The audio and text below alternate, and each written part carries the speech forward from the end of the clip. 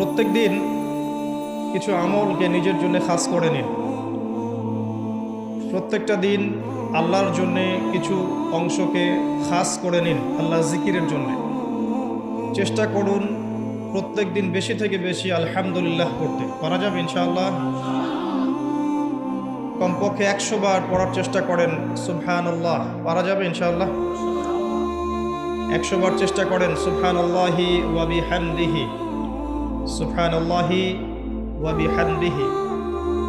মিজানের পাল্লায় দুটো কালিমা প্রচণ্ড ভারী হবে, সুবহানাল্লাহি ওয়া বিহামদিহি, সুবহানাল্লাহিল আযীম।